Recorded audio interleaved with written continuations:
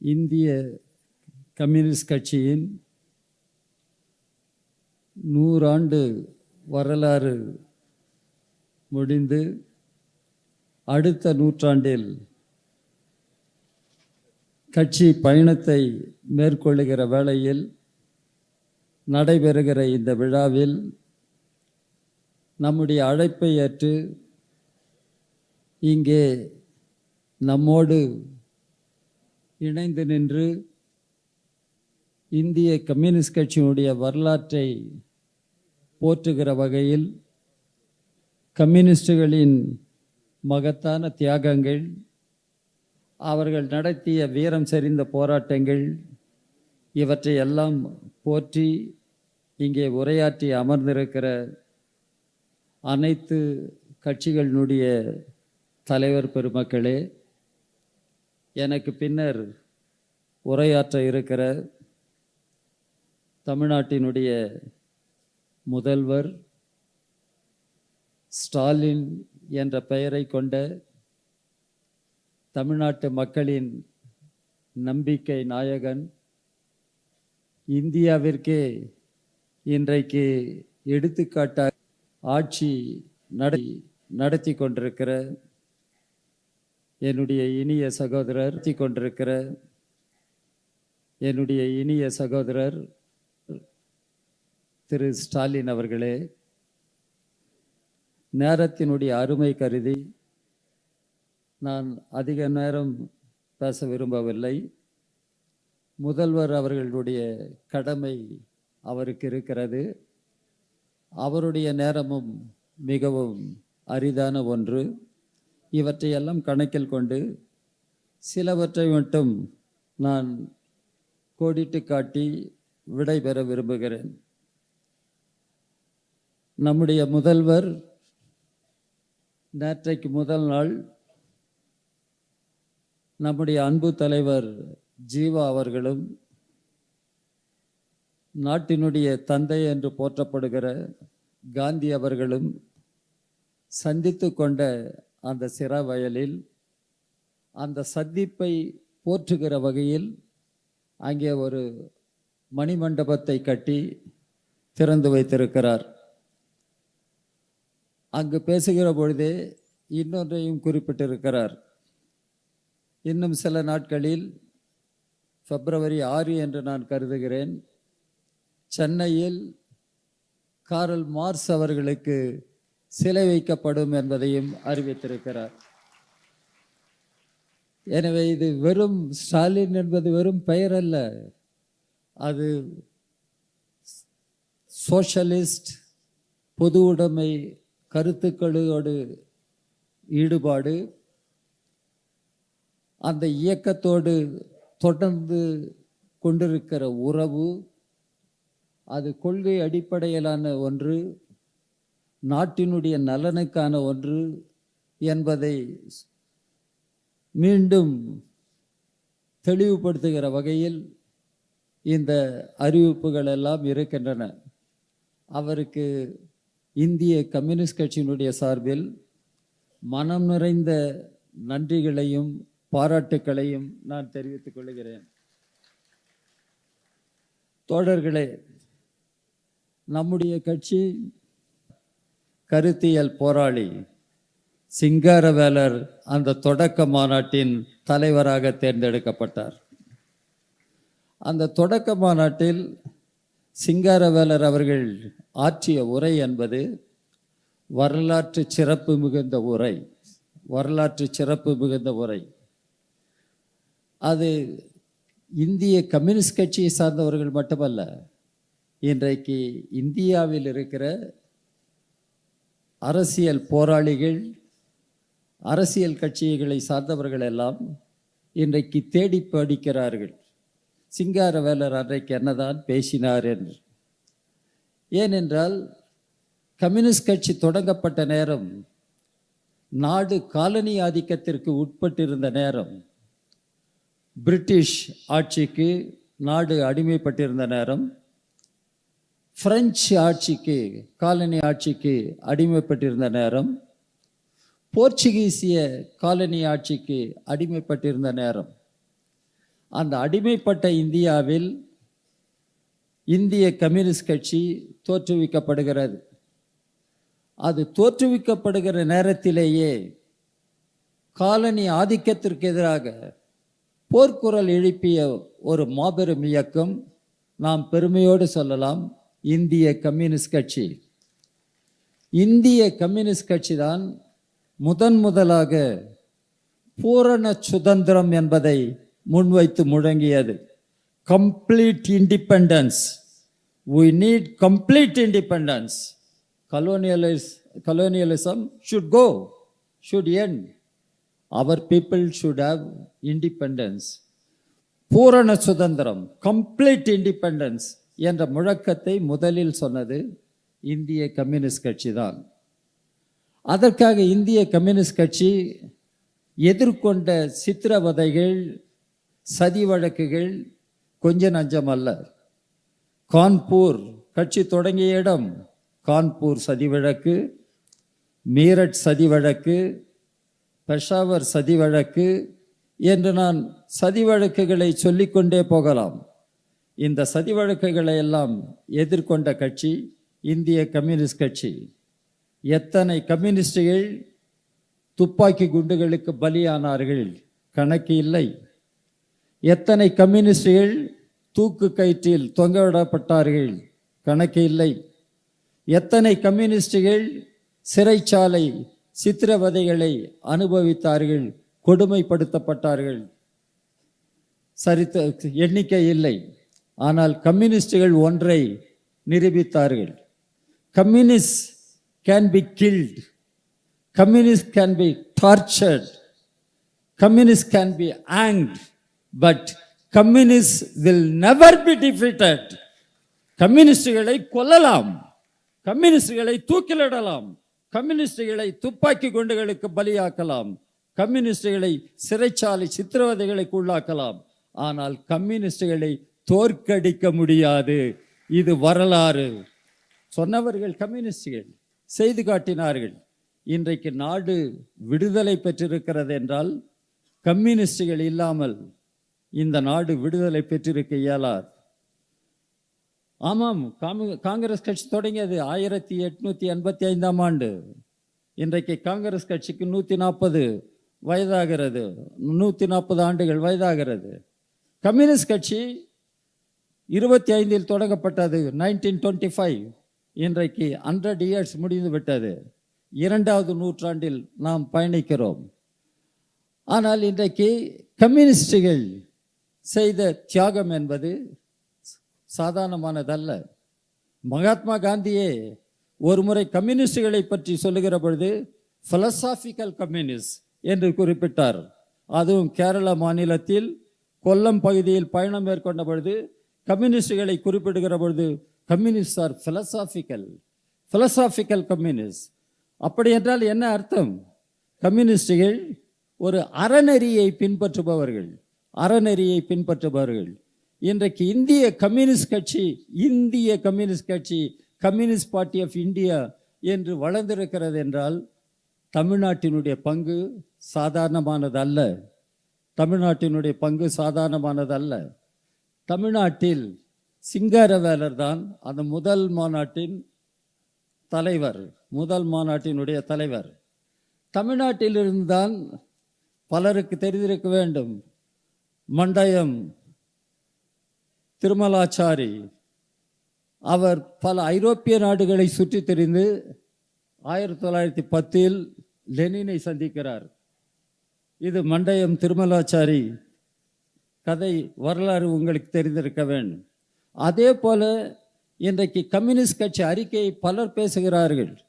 1847ஆம் ஆண்டு எழுதப்பட்டு 48ஆம் ஆண்டு அது வெளியிடப்பட்டது. காரல் மார்க்சும் ஏங்கல்ஸும் எழுதினார்கள். அந்த கம்யூனிஸ்ட் அறிக்கை தமிழிலும் மொழிபெயர்க்கப்பட்டிருக்கிறது. பல முயற்சிகள் மேற்கொள்ளப்பட்டிருக்கின்றன. இன்றைக்கு பைபிள் தான் உலகத்தின் பல மொழிகளில் மொழிபெயர்க்கப்பட்ட நூல் என்று சொல்லப்படுவது உண்டு. அந்த பைபிளுக்கு இணையாக உலகத்தின் பல மொழிகளில் மொழிபெயர்க்கப்பட்ட ஒரு நூல் உண்டு என்றால் அது கம்யூனிஸ்ட் கட்சி அறிக்கை என்பதை நாம் தெரிந்து கொள்ள வேண்டும். அந்த அறிக்கை தான் சொல்லுகிறது, உலக தொழிலாளர்களே ஒன்று சேருங்கள், நீங்கள் இழப்பதற்கு எதுவும் இல்லை அடிமை சங்கிலிகளை தவிர, ஆனால் வெல்லுவதற்கோர் உலகம் இருக்கிறது, வெல்லுவதற்கோர் ஒரு உலகம், ஒரு பொன்னுலகம் இருக்கிறது. நீங்கள் இழப்பதற்கு வெறும் அடிமை சங்கிலிகளை தான், ஆனால் வெல்லுவதற்கு உலகம் இருக்கிறது. இதுதான் இன்றைக்கு உலக மானுடத்தையே அது குலுக்கியது. நம்முடைய தமிழ்நாடு இந்த அறநெறி கோட்பாடுகளை கொண்ட ஒரு தமிழ் கலாச்சாரம் இங்கே இருந்திருக்கிறது. பிறப்போக்கும் எல்லா உயிருக்கும் சொன்னது நம்முடைய தமிழ் மண். வள்ளுவர் பிறப்போக்கும் எல்லா உயிருக்கும் பகுத்துண்டு பல்லுயிர் ஓம்புதல் சொன்னது நம்முடைய தமிழ் அறநெறி. வாடிய பயிரை கண்டபோதெல்லாம் வாடினேன் சொன்னது தமிழ் மண். அதே போல பசிப்பிணி அகற்றப்பட வேண்டும், மக்கள் பசிப்பிணியிலிருந்து விடுதலை பெற வேண்டும். பசிப்பிணியை எப்படி அகற்றுவது என்று வருந்த பொழுது, அப்பொழுது தமிழர் கண்ட கனவு ஒரு மணிமேகலை வர வேண்டும், ஒரு அட்சய பாத்திரம் கிடைக்க வேண்டும், பசிப்பிணி அகற்றப்பட வேண்டும், மானுடம் முழுவதும் வறுமையிலிருந்து விடுதலை பெற வேண்டும் என்றெல்லாம் ஏங்கி தவித்த மண் நம்முடைய தமிழ் மண். இந்த தமிழ் மண்ணில்தான் சிங்காரவேலர் தொடங்கி இன்றைக்கு கம்யூனிஸ்ட் கருத்துக்கள் ஊடுருவி வளர்ந்து இன்றைக்கு கம்யூனிஸ்ட் கட்சி ஒரு பெரும் கட்சியாக அகில இந்திய அளவில் இன்றைக்கு வளர்ந்திருக்கிறார். அதற்கு தமிழ் மண்ணினுடைய பங்கும் ஒரு மகத்தானது என்பதை நான் சுட்டிக்காட்ட விரும்புகிறேன். இங்கே தோழர் டாக்டர் திருமாவளவன் அவர்கள் கூட பேசினார். இன்றைக்கு இந்திய புரட்சி எப்படி வெற்றி பெற வேண்டும் என்று சொல்லுகிற பொழுது அவர் குறிப்பிட்டார், இடதுசாரி இயக்கம், பெரியார் இயக்கம், அம்பேத்கர் இயக்கம், இவை அனைத்தும் ஒன்றுபட்டு போராட வேண்டும் என்று குறிப்பிட்டார். இதை நான் வரவேற்கிறேன். கொரோனா காலத்தில் நானே ஒரு ஜூம் மீட்டிங்கில் ஒரு சொற்பொழிவு கொடுத்தேன். அந்த சொற்பொழிவு ஒரு சிறு வெளியீடாகவே வந்திருக்கிறது. இந்திய புரட்சியின் இன்றைய பரிமாணங்கள். இந்திய புரட்சி, we communists, we are fighting for a revolutionary change. இந்தியாவில் ஒரு புரட்சி நடைபெற வேண்டும், புரட்சிகரமான மாற்றம் ஏற்பட வேண்டும். இந்தியாவில் சாதி மத வேறுபாடுகள் அகற்றப்பட வேண்டும். இந்தியாவில் இன்றைக்கு ஏற்றத்தாழ்வுகள், பொருளாதார ஏற்றத்தாழ்வுகள் ஒழிய வேண்டும். அடக்குமுறைகள், ஒடுக்குமுறைகள், சுரண்டல், இவை அனைத்தும் ஒழிய வேண்டும். இந்தியாவில் ஏன் ஜாதி இருக்க வேண்டும்? இந்த கேள்வியெல்லாம் வருகிறது. அதையெல்லாம் வைத்து நான் சொன்னேன், இந்திய புரட்சியின் இன்றைய பரிமாணங்கள் என்று எடுத்துக்கொண்டால், கம்யூனிஸ்ட் இயக்கம், பெரியார் இயக்கம், அம்பேத்கர் இயக்கம், இந்த இயக்கங்கள் ஒன்றுபட்டு மானுடத்தின் விடுதலைக்காக களமிறங்க வேண்டும், போராட வேண்டும் என்பதை நான் வலியுறுத்தி இருக்கிறேன். அது ஒரு சிறு வெளியீடாகவும் வந்திருக்கிறது. ஏனென்றால் இன்றைக்கு இந்தியா எதிர்கொண்டிருக்கிற சவால்கள் சாதாரணமானவை அல்ல. நம்முடைய கட்சி தொடங்கிய பொழுது காலனியவாதிகளை நாம் எதிர்த்து போராடினோம். கலோனியல் ரூல், அதிலிருந்து நாடு விடுதலை பெற வேண்டும் என்பதற்காக போராடினோம். ஆனால் இன்றைக்கு உலக முதலாளித்துவம் அது ஏகாதிபத்தியமாக வளர்ந்து, அந்த ஏகாதிபத்தியம் இன்றைக்கு ஒரு புதிய கண்ணோட்டத்தோடு செயல்படுகிறது. இன்றைக்கு டொனால்ட் ட்ரம்ப் பின்பற்றுகிற கொள்கையை எப்படி எதிர்கொள்வது? டொனால்ட் ட்ரம்ப் வெறும் வர்த்தக போரை மட்டும் நடத்தவில்லை, டொனால்ட் ட்ரம்ப் இராணுவ போரையும் நடத்துகிறான். அதான் நடந்தது வெனிசுவேலாவில். வெனிசுவேலாவில் என்ன நடந்தது? அது ஒரு வர்த்தக போர். முதலில் தொடங்கியது வர்த்தக போர். அமெரிக்காவினுடைய பெட்ரோ டாலருக்கு எதிராக வெனிசுவேலா செயல்பட தொடங்கியது. வெனிசுவேலா இன்றைக்கு உலகத்தினுடைய எண்ணெய் வளங்கள் மிகுந்த ஒரு நாடு. அரேபிய நாடுகளை காட்டிலும் அதிகமான எண்ணெய் வளங்கள் கொண்ட நாடு வெனிசுவேலா. ஆனால் அவர்கள் அமெரிக்காவின் பெட்ரோ டாலரை நம்பி செயல்படவில்லை, ஐரோப்பாவோடு அவர்கள் வர்த்தகம் செய்கிற பொழுது ஐரோப்பாவின் யூரோவை அவர்கள் பெற்றுக்கொண்டார்கள், வர்த்தகம் செய்தார்கள். ரஷ்யாவிடம் அவர்கள் வர்த்தகம் செய்கிற பொழுது ரஷ்யாவினுடைய ரூபலை பெற்றுக்கொண்டார்கள், வர்த்தகம் செய்தார்கள். அதே போல சைனாவோடு வர்த்தகம் செய்கிற பொழுது அவர்களுடைய யுவானை பெற்றுக்கொண்டு வர்த்தகம் செய்தார்கள். இது அமெரிக்காவின் பெட்ரோ டாலரை பாதித்தது. அதனால்தான் டொனால்ட் ட்ரம்ப் வெனிசுலா மீது படையெடுத்தான். அந்த ஆட்சியாளர் அதிபருடைய மனைவி இருவரையுமே கைது செய்து கொண்டு போகிறான் என்றால் இது என்ன ஜனநாயகம்? எங்கே இன்றைக்கு யுனைடெட் நேஷன்ஸ் இருக்கிறது? யுனைடெட் நேஷன்ஸ் அதனுடைய சார்ட்டர் என்ன ஆனது? இன்டர்நேஷனல் கோர்ட் என்ன ஆனது? இன்டர்நேஷனல் லா என்ன ஆனது? இந்த கேள்விகள் எல்லாம் இன்றைக்கு எழுகின்றன. இன்றைக்கு என்ன நடைபெறுகிறது? கியூபா, சின்ன நாடு கியூபா.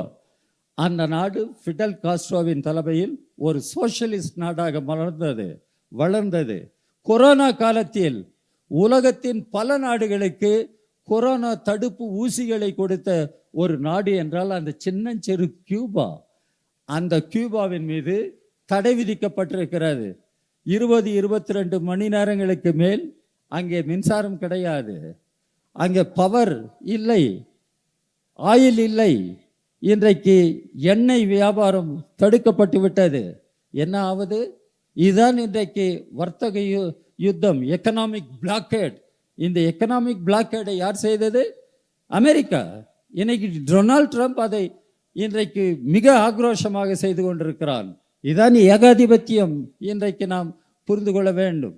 ஐக்கிய நாடுகள் சபையில் ஜெனரல் அசம்பிளியில் நான் 2 முறை பேசியிருக்கிறேன். அதில் ஒரு முறை அமெரிக்காவினுடைய எக்கனாமிக் பிளாக்கெட் நிறுத்தப்பட வேண்டும், கியூபாவிற்கு உரிமை வேண்டும், கியூபா எந்த நாட்டோடு வேண்டுமானாலும் உறவு கொள்ளலாம், கியூபாவை இப்படி தண்டிப்பது கூடாது என்று நான் பேசினேன். வாக்கெடுப்பு நடந்தது. இந்தியாவினுடைய சார்பில் நான் வாக்கெடுப்பில் கலந்து கொண்டேன். அந்த வாக்கெடுப்பில் கியூபாவிற்கு எதிராக வாக்களித்த 2 நாடுகள் அமெரிக்காவும் இஸ்ரேலும் தான். நீங்கள் தெரிந்து கொள்ள வேண்டும். எனவே இன்றைக்கு ஒரு நூற்றாண்டை முடித்துக்கொண்டு அடுத்த நூற்றாண்டுக்கு நாம் பயணத்தை தொடங்குகிற பொழுது உலகமே எதிர்கொண்டிருக்கிற அச்சுறுத்தல் என்பது ஏகாதிபத்தியம். அதிலும் குறிப்பாக அமெரிக்க ஏகாதிபத்தியம், டொனால்ட் ட்ரம்ப் தலைமையில் இருக்கிற அமெரிக்க ஏகாதிபத்தியம் என்பதை நாம் தெரிந்து கொள்ள வேண்டும். இப்பொழுது கம்யூனிஸ்டுகள் முன்னால் மட்டுமல்ல, கம்யூனிஸ்டுகளோடு கரம் கோர்த்து நிற்கிற ஜனநாயக சக்திகள் அனைவருக்கும் ஒரு பெரும் சவால். இன்றைக்கு ஏகாதிபத்தியத்தின் பிடியிலிருந்து உலகத்தை எப்படி காப்பாற்றுவது, உலக அமைதியை எப்படி காப்பாற்றுவது, உலக வளர்ச்சியை எப்படி காப்பாற்றுவது, இது நம் முன்னால் இருக்கிற பெரும் சவால். இந்த நேரத்தில் தான் இங்கே ஆளுவது பாரதிய ஜனதா கட்சி. பாரதிய ஜனதா கட்சி அமெரிக்க ஏகாதிபத்தியத்திற்கு எதிராக இதுவரையிலும் ஒரு வார்த்தை கூட பேசியதில்லை. மிஸ்டர் மோடி என்னென்னவோ பேசுகிறார், ஆனால் டொனால்ட் ட்ரம்புக்கு எதிராக ஒரு வார்த்தையை கூட மோடி இன்றளவும் பேசவில்லை. ஆனால் மோடி என்ன செய்கிறார்? அவருடைய கட்சி பாரதிய ஜனதா கட்சி, அந்த பாரதிய ஜனதா கட்சியை ஆட்டுவிக்கிற ஆர்எஸ்எஸ்க்கும் 100 ஆண்டு தான் ஆகிறது வயது. ஆனால் ஆர்எஸ்எஸ் சுதந்திர போராட்டத்தில் ஈடுபட்ட ஒரு அமைப்பு அல்ல. ஆர்எஸ்எஸ் இன்னும் சொல்ல போனால் இந்திய சட்ட நியதிகளை ஏற்றுக்கொண்டு பதிவு செய்யப்பட்ட அமைப்பும் அல்ல. RSS unregistered body, not answerable, not accountable to any law of the land. அதான் ஆர்எஸ்எஸ் என்பதை நாம் தெரிந்து கொள்ள வேண்டும். அந்த ஆர்எஸ்எஸ் பிஜேபி இப்பொழுது என்ன செய்கிறார்கள்? இந்தியாவினுடைய அரசியல் சட்டத்தையே இன்றைக்கு தகர்த்தெறிய வேண்டும் என்று சொல்கிறார்கள். Doctor Ambedkar, the principal architect of Indian constitution, அந்த கான்ஸ்டிடியூஷன் என்ன சொல்லுகிறது? இந்தியாவை ஒரு மதச்சார்பற்ற ஜனநாயக குடியரசு என்று சொல்லுகிறது. Democratic republic, secular democratic republic, அதான் நம்முடைய அரசியல் சட்டம் சொல்லுகிறது. அது அம்பேத்கரை மிக நெருக்கினார்கள். அம்பேத்கர் அந்த அரசியல் சட்டத்தை எழுதி கொண்டிருந்த பொழுது, அதை நிறைவு செய்கிற பொழுது அம்பேத்கருக்கு தொல்லை கொடுக்கப்பட்டது. அம்பேத்கர் இந்தியாவை ஒரு மதவாத நாடாக, இந்து ராஷ்டிராவாக அறிவிக்க வேண்டும் என்று சொன்னார்கள். அப்பொழுதுதான் அம்பேத்கர் சொன்னார், இந்தியா எப்பொழுதும் ஒரு மதவாத நாடாக மாறாது, மாறவும் கூடாது. If at all Hindu Rashtra becomes a reality, that will be the calamity for the nation. Hindu rashtra என்பது ஒரு நிஜமாக உண்மையாகிவிட்டால் அதைவிட பேரிடர் இந்திய நாட்டிற்கு எதுவும் இல்லை என்று சொன்னவர் அம்பேத்கர். அதனால்தான் அம்பேத்கர் மதவாத அரசியலை ஏற்றுக்கொண்டதில்லை.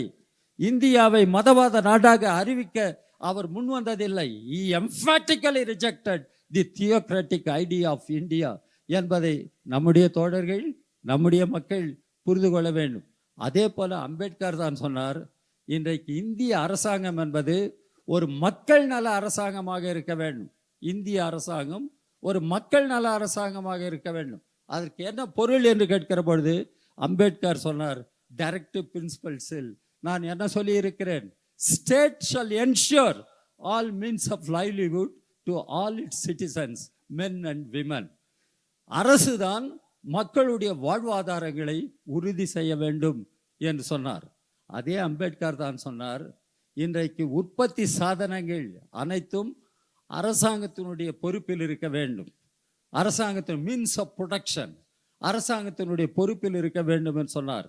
ஆனால் இன்றைக்கு என்ன நடைபெறுகிறது? இன்றைக்கு வைத்திருக்கிற பட்ஜெட் என்ன சொல்லுகிறது? நிர்மலா சீதாராமன் வைத்திருக்கிற பட்ஜெட் அது உங்களுக்கான பட்ஜெட்டா, ஏழை எளிய மக்களுக்கான பட்ஜெட்டா, உழைக்கக்கூடிய தொழிலாளர்களுக்கான பட்ஜெட்டா, விவசாயிகளுக்கான பட்ஜெட்டா? என்ன பட்ஜெட் அது? நீங்கள் ஒரு ஆய்வோடு அதை பார்க்க வேண்டும். இந்த பட்ஜெட் பெரும் முதலாளிகளுக்கான பட்ஜெட். இப்போது யூரோப்பியன் யூனியனோடு புது ட்ரேட் அக்ரிமெண்ட்டை செய்து கொண்டார்கள், வர்த்தக உடன்பாட்டை. எனவே யூரோப்பியன் யூனியன் யூரோப்பை சார்ந்த நாடுகளுக்கு சலுகைகளை அள்ளித்தருகிற வகையில், இந்திய மக்களை தண்டிக்கிற வகையில் இந்த பட்ஜெட் வருகிறது. ஆனால் இன்றைக்கு மோடி அரசாங்கம் இன்றைக்கு மக்களுக்கான அரசாங்கம் அல்ல, இது மக்கள் நல அரசாங்கம் அல்ல. மோடி அரசாங்கம் கார்ப்பரேட் முதலாளிகளுக்கான அரசாங்கம். இந்த கார்ப்பரேட் முதலாளிகளுக்கான அரசாங்கத்தை எதிர்த்து போராட வேண்டும். களத்தில் நாம் நிற்க வேண்டும். இந்த அரசாங்கத்தை தூக்கி எறிய வேண்டும். அதே நம்முடைய கான்ஸ்டிடியூஷன் தான். டாக்டர் அம்பேத்கர் தான் சொன்னார், India that is Bharat union of states என்று சொன்னார். அம்பேத்கர் ஒரிஜினலாக எழுதுகிற பொழுது இந்தியாவை யூனியன் ஆஃப் ஸ்டேட்ஸ் என்று இப்பொழுது நாம் சொல்லுகிறோம். யுனைடெட் ஸ்டேட்ஸ் ஆஃப் இந்தியா என்று நாம் குறிப்பிட வேண்டும் என்று அம்பேத்கர் தொடக்கத்தில் பேசினார். ஆனால் அரசியல் சட்டத்தை எழுதுகிற பொழுது union of states, India that is Bharat union of states. எனவே இந்திய நாடு ஒரு கூட்டாட்சி நெறிமுறைகளை ஏற்றுக்கொண்ட ஒரு ஃபெடரல் ஆட்சி முறையை ஏற்றுக்கொண்ட நாடாக இருக்க வேண்டும் என்று அம்பேத்கர் வலியுறுத்தினார். ஆனால் இன்றைக்கு மோடி தலைமையில் இருக்கிற பாரதிய ஜனதா கட்சி அரசு இன்றைக்கு கூட்டாட்சி நெறிமுறைகளை தகர்க்கிறது, மாநில உரிமைகளை இன்றைக்கு பறிக்கிறது, மாநிலத்தினுடைய நலன்களை புறக்கணிக்கிறது. இன்றைக்கு தமிழ்நாட்டில் இன்றைக்கு இருக்கிற ஆளுநர் எப்படி ஆளுநராக நீடிக்க முடியும்? மக்களால் தேர்ந்தெடுக்கப்பட்ட அரசு, மக்களால் தேர்ந்தெடுக்கப்பட்ட முதலமைச்சர், அவர்கள்தான் தமிழ்நாட்டு மக்களுக்கு பொறுப்பானவர்கள். தமிழ்நாட்டு மக்களினுடைய நலனை கருதி ஆட்சியை நடத்த வேண்டியவர்கள். ஆனால் ஆளுநர் எங்கே இருந்து வந்தார்? ஆனால் தான் நம்முடைய கட்சி ஆளுநர் பதவியே தேவையில்லை, ஆளுநர் பதவியே தேவையில்லை, அபாலிஷ் கவர்னர்ஸ் போஸ்ட் என்று சொல்றோம். இன்றைக்கு இருக்கிற ஆளுநரை கூட எவ்வளவு காலத்திற்கு மத்திய ஒன்றிய அரசு நீடித்துக் கொண்டிருக்க முடியும்? President must take note of the conduct of the governors. இது ஒரு பெரும் பிரச்சனையாக வந்திருக்கிறது. இந்த கட்டத்தில் தான் நம்முடைய முதலமைச்சர் மாநிலத்தினுடைய உரிமைகளை காப்பாற்றுவதற்காக, மாநிலத்தினுடைய நலன்களை காப்பாற்றுவதற்காக, ஜனநாயகத்தின் நெறிமுறைகளை காப்பாற்றுவதற்காக இன்று களத்தில் நின்று போராடி கொண்டிருக்கிறார். அவரோடு நாம் அனைவரும் நிற்கிறோம். எனவே தேர்தல் வரும் போகும், ஆனால் தேர்தலும் முக்கியமானது. இந்த தேர்தலில் பாரதிய ஜனதா கட்சி, வலதுசாரி பிற்போக்கு சக்திகள், பாசிஸ்ட் சக்திகள் முறியடிக்கப்பட வேண்டும், முறியடிக்கப்பட வேண்டும். இது பெரியாருடைய மண். இந்த பெரியார் மண்ணில், மார்க்சிய சிந்தனைகள் வளர்ந்த இந்த மண்ணில், அம்பேத்கர் கொள்கைகள் வளர்ந்த இந்த தமிழ் மண்ணில் இன்றைக்கு பாரதிய ஜனதா கட்சியினுடைய கால் ஊன்றக்கூடாது. பாரதிய ஜனதா கட்சி முறியடிக்கப்பட வேண்டும். பாரதிய ஜனதா கட்சியோடு யார் இணைந்தாலும் அவர்கள் முறியடிக்கப்பட வேண்டும். கட்சி தொடங்கிய பொழுது நாம் காலனி ஆதிக்கத்தை முறியடித்து நாட்டை காப்பாற்றி இருக்கிறோம். இன்றைக்கு ஒரு நூற்றாண்டு வரலாறு முடிந்து அடுத்த நூற்றாண்டில் நாம் பயணம் தொடங்குகிற பொழுது இன்றைக்கு பிஜேபியினுடைய ராஜ்யம் இங்கே நீடிப்பது கூடாது. அன்றைக்கு நாம் போராடினோம் to liberate the country from British Raj. இன்றைக்கு நாம் போராட வேண்டும் to liberate the country from BJP Raj. இன்றைக்கு பாரதிய ஜனதா கட்சியினுடைய ஆட்சியிலிருந்து இந்தியா காப்பாற்றப்பட வேண்டும். தமிழ்நாட்டில் பாரதிய ஜனதா கட்சியினுடைய காலூன்றுவதற்கு நாம் அனுமதிப்பது கூடாது.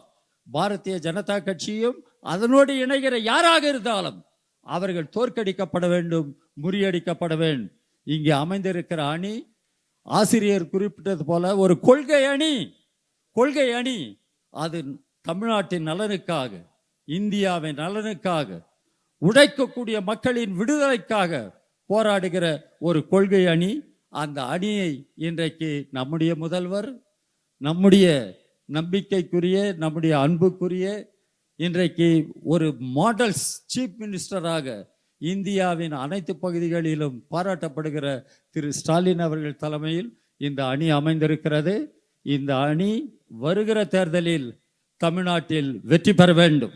தமிழ்நாட்டில் வெற்றி பெற வேண்டும்.